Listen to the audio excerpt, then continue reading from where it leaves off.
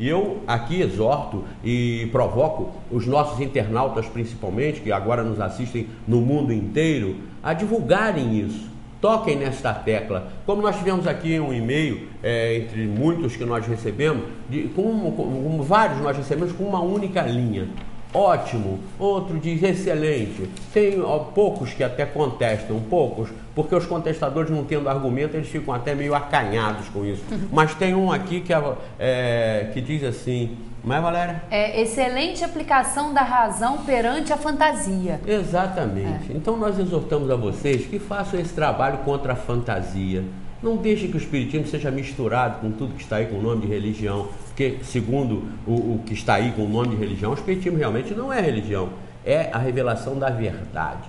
Não verdade escrita no livro dos Espíritos, não interessa a verdade, onde quer que ela esteja, ela será detectada. E onde quer que ela seja divulgada, ela deve ser aprendida. Então verdade é verdade de Deus, não é verdade de livro, não é verdade de grupo que encasquetou que aquilo ali é a verdade, como são os seguidores de várias obras sagradas para eles, que andam por aí absolutamente inadequadas, absolutamente ultrapassadas, com prazo vencido, e continuam insistentemente sendo apresentadas como roteiro único para o esclarecimento e o conhecimento da verdade. Tem até internautas que escrevem para a gente, ou telespectadores, principalmente pentecostais, que escrevem para a gente, dizendo que não, que está tudo fora da palavra. Onde é a palavra? Que palavra? Pode ser tudo mentira. Desde que foram os homens que escreveram, isso pode ser tudo mentira. E é o que nós vamos abordar bastante hoje aqui, principalmente com agora nas proximidades do Natal. Valéria. E no próximo sábado, né, exatamente há uma semana, nós vamos estar aí, né, comemorando, o mundo cristão aí estará comemorando mais um Natal. Na realidade, o que significa essa data para o mundo?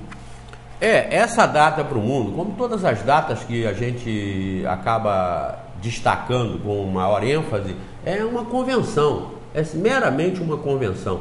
Eu até recebi de alguns amigos, de alguns internautas, principalmente do Luiz Felipe, informações, do Raul Jarbas também, a respeito de esse dia 25, o nascimento de Jesus.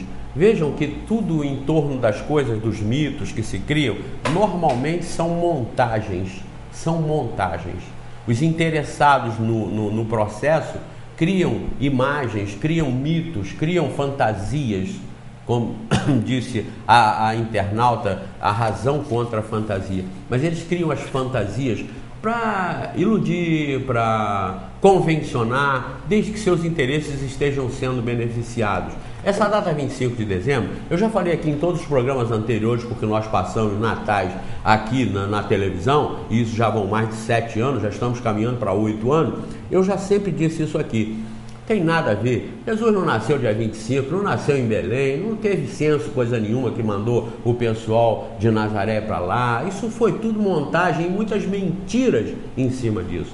E para que vocês saibam, coisas que vocês com certeza não sabem, eu vou aqui passar umas informações para vocês que constam dos registros históricos da humanidade, a respeito dessa data, a respeito desse nascimento de Jesus. Vejam bem, Jesus aqui nasceu há 2010 anos. 2010 é a partir da data do nascimento de Jesus. Então o ano 0 foi o ano do nascimento. O ano primeiro foi de 0 a 1. Então nós temos aqui,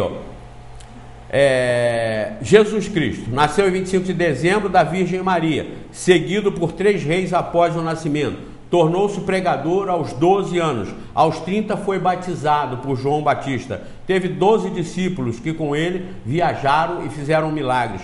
Chamado também de Rei dos Reis, Cordeiro de Deus, depois de traído foi crucificado e 3 dias depois ressuscitou. Essa é a história que vocês ouvem, que a gente ouve desde criancinha, não é? Agora vejam bem. Horus, um deus egípcio de 3000 a.C., nasceu dia 25 de dezembro. Nasceu de uma virgem, a deusa Isismere com Osíris. Nascimento dele foi acompanhado por uma estrela a leste. Estrela seguida por 3 reis. Aos 12 anos era uma criança prodígio. Foi batizado aos 30 anos. Começou seu ministério aos 30 anos. Tinha 12 discípulos que viajaram com ele. Operou milagres e andou sobre as águas. Isso é Horus, hein? Era chamado Filho de Deus, Luz do Mundo, a Verdade, Filho do adorado Deus, Bom Pastor, Cordeiro de Deus e outras denominações, foi traído, crucificado, enterrado e ressuscitou 3 dias depois.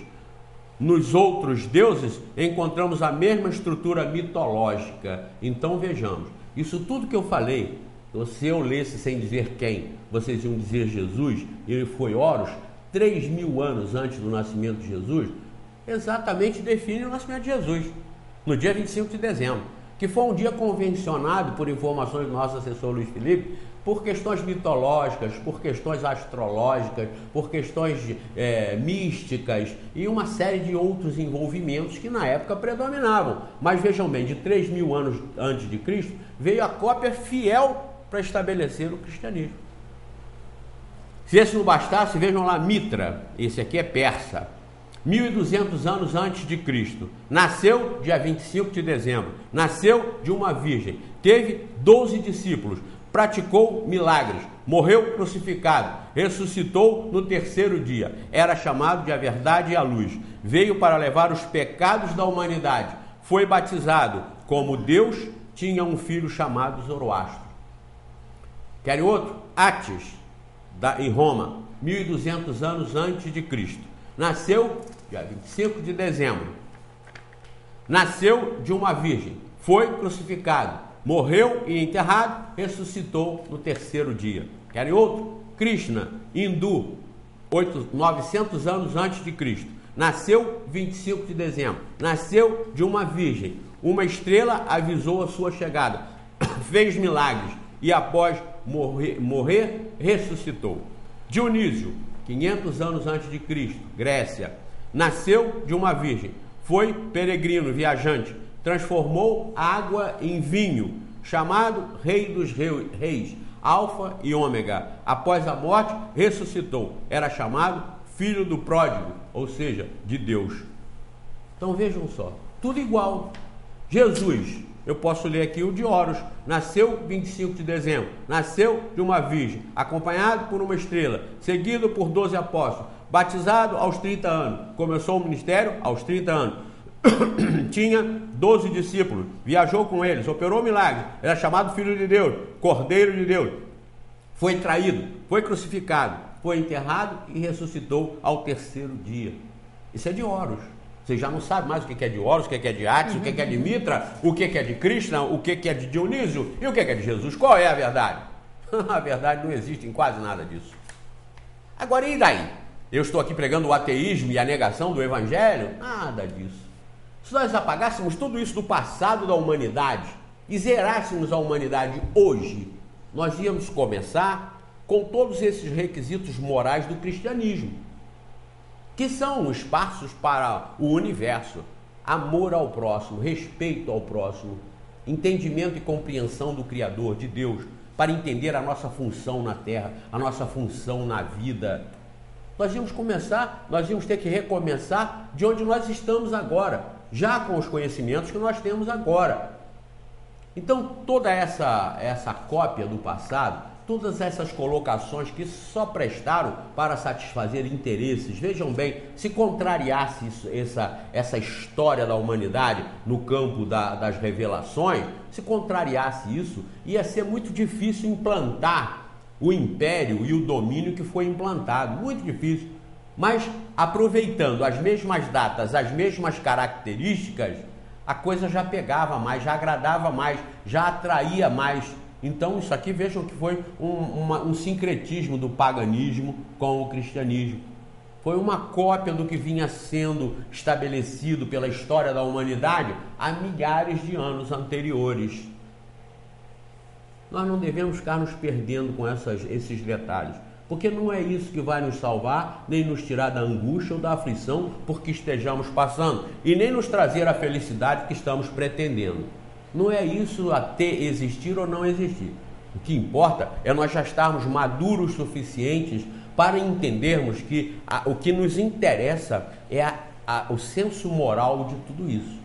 É o desenvolvimento intelectual para não sermos ludibriados, trapaceados e estarmos cada vez mais perspicazes no entendimento das regras que comandam o universo.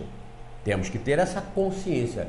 E temos que ter um trabalho íntimo, um trabalho individual, um trabalho de autoconhecimento para um autoaprimoramento moral, para um autoaprimoramento sentimental. Para nós, então, estarmos responsáveis pela nossa própria perfeição, que se aproxima à medida que nós vamos galgando essas duas características, da intelectualidade e da moralidade. À medida que nós vamos nos enriquecendo espiritualmente, verdadeiramente, na nossa essência, com esses valores morais e intelectuais, nós vamos nos afastando desse passado, nós vamos nos afastando disso tudo. A comemoração do Natal hoje é um rótulo, é uma fantasia. E eu não digo para que vocês se enfurnem no deserto, se enfurnem numa caverna, não participem disso. Não, participem. Se abracem, se beijem, toda a oportunidade que existe para nós nos abraçarmos, nos beijarmos, nos confraternizarmos, para nós perdoarmos, é excelente, é primorosa. Então vamos sim, mas não nos deixar levar pela materialidade disso, pela mística e pelo simbolismo inútil de tudo isso, porque não é isso que representa Jesus. A representação de Jesus hoje é meramente comercial, é meramente econômico-financeira, não é pelo próprio Jesus. Agora, se você, aproveitando essa época, perdoar um inimigo, ou dois, ou três, aí sim, aí você está comemorando. Aí você está realmente, significativamente, sendo tocado pelos ensinamentos desse vulto que veio para orientar e enriquecer a humanidade com conhecimentos das leis de Deus. Jesus não trouxe conhecimentos dele, ou melhor, não trouxe regras dele, leis dele. Ele trouxe as leis de Deus. Ele foi um revelador das leis de Deus. Assim como foram reveladas para Moisés as leis de Deus, Jesus trouxe essa revelação porque já era um espírito perfeito quando esteve aqui na terra. E eu já expliquei isso em programas anteriores. Mas Jesus trouxe as regras de Deus para serem compreendidas. Se nasceu em 25 ou não, se isso foi cópia perfeita de Horus, de 3.000 anos antes de Cristo no Egito, isso não tem a menor importância. Fizeram para conseguir adeptos. É como o movimento espírita hoje faz. Agrada e se mistura com o catolicismo para ter adeptos, para vender livros. Porque só os espíritas deixariam essas editoras, o que deveria acontecer, falidas. Mas são os católicos que compram. Eu até venho aqui fazer a propaganda, parece que ontem estreou nos cinemas em rede nacional, Aparecida, o Milagre, que segundo a revista Veja anunciou, e eu falei aqui no programa passado, a Veja Rio, trouxe uma matéria falando que era o contra-ataque católico aos espíritas.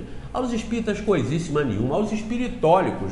A esses que são católicos e espírita e se dizem espírita porque mexem com o espírito, acreditaram no Chico Xavier, acreditaram na federação. Então, de espírita não tem absolutamente nada. Mas fizeram esse filme aí para os espiritólicos. E eu até chamo a atenção, ou melhor, esse para os católicos, o Aparecido, o Milagre, que entrou agora em rede nacional. Se os católicos não forem lá assistir por fidelidade à igreja, vai ser um fracasso.